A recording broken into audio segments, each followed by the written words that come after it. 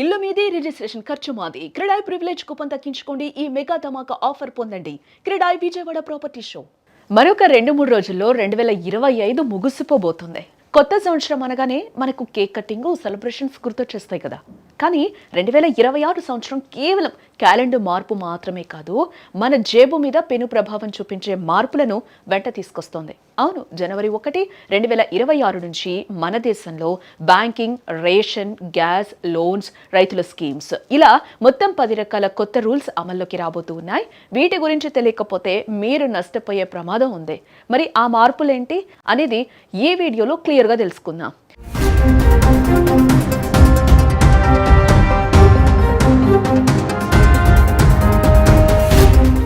వీడియోను చివరి వరకు చూడండి. ఎందుకు అంటే 10వ పాయింట్ మీ బ్యాంక్ అకౌంట్ను ఖాళీ చేయించకుండా కాపాడుతుంది. మరి మొదటిది రేషన్ కార్డు. రేషన్ కార్డు కావాలి అంటే ఆఫీసుల చుట్టూ కాళ్ళు అరిగేలా తిరిగే రోజులు పోయాయబ్బా. 2026 నుంచి కేంద్రం తెస్తున్న కొత్త సిస్టమ్ ప్రకారం మీరు ఇంట్లో కూర్చొని స్మార్ట్ ఫోన్లో రేషన్ కార్డుకు అప్లై చేసుకోవచ్చు. దళారుల ప్రమేయం లేదు, లంచాల బాధ లేదు. పల్లెటూరి రైతులకు, సామాన్యులకు ఇది నిజంగా పెద్ద రిలీఫ్ కదా. నెక్స్ట్, రైతులకి అడవి భరోసా. మన అన్నదాతలకు ఈ కొత్త ఏడాది ఒక వింతైన కానీ అవసరమైన శుభవార్తను తెస్తోంది. ఇప్పటి వరకు వరదలు, కరువు వస్తేనే పంట బీమా వచ్చేది కదా. కానీ 2026 ఖరీఫ్ సీజన్ నుంచి అడవి పందులు, కోతులు లేదా ఇతర అడవి జంతువుల వల్ల పంట నాశనమైనా సరే ఇన్సూరెన్స్ వస్తుందన్నమాట. అయితే నష్టం జరిగిన 72 గంటల్లోనే సమాచారం ఇవ్వాలి. ఇది మాత్రం గుర్తుపెట్టుకోవాలి. అలాగే పిఎం కిసాన్ డబ్బులు ఆగకూడదంటే ఫార్మర్ ఐడి తప్పనిసరి.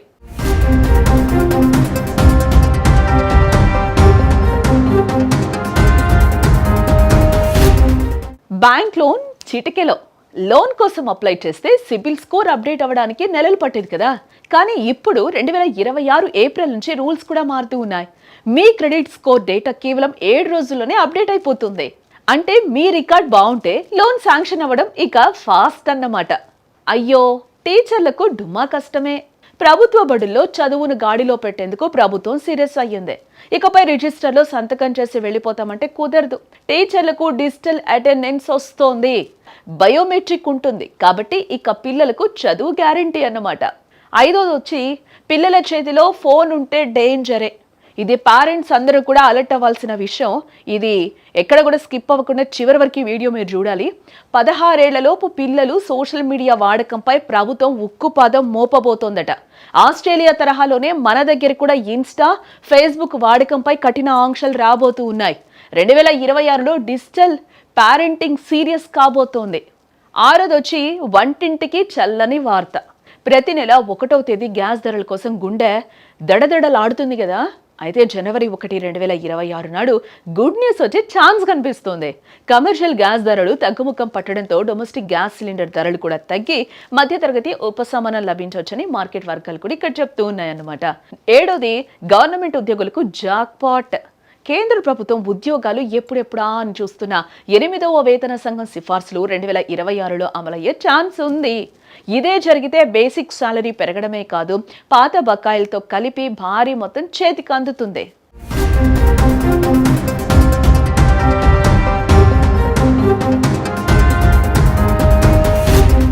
8వది కార్లకు చీప్ ఇంధనం. మీ దగ్గర కారు ఉందా? అయితే వినండి. ప్రభుత్వం తీసుకుంటున్న కొత్త గ్యాస్ జోనింగ్ పాలసీ వల్ల సిఎన్జి మరియు పిఎన్జి ధరలు తగ్గే అవకాశం ఉంది. పెట్రోల్ బాధ నుంచి తప్పించుకోవడానికి ఇది వాహనదారులకు మంచి ఆప్షన్ కదా. 9వది రియల్ ఎస్టేట్లో స్మాల్ ఇన్వెస్ట్మెంట్. రియల్ ఎస్టేట్ అంటే కోట్లు ఉండక్కర్లేదు. 2026 నుంచి రియల్ ఎస్టేట్ ఇన్వెస్ట్మెంట్ ట్రస్ట్ ను మ్యూచువల్ ఫండ్స్ లా మారుస్తూ ఉన్నారట. అంటే మీ దగ్గర చిన్న మొత్తం ఉన్నా సరే పెద్ద పెద్ద బిల్డింగ్స్, ప్రాజెక్టులో వాటా కొనుక్కోవచ్చు. 10వది లాస్ట్ వార్నింగ్, లింక్ చేయకపోతే అంతే. జనవరి 1, 2026 డెడ్ లైన్ దాటాక మీ పాన్ కార్డును ఆధార్తో లింక్ చేయకపోతే ఇక ఆ పాన్ కార్డ్ చిత్తు కాగితంతో సమానమట. మీరు డస్ట్బిన్లో వేసేయచ్చు. ఐటీ రిటర్న్స్ వేయలేరు, బ్యాంక్ లావాదేవీలు ఆగిపోతాయి. కాబట్టి వెంటనే ఒకసారి చెక్ చేసుకోండి.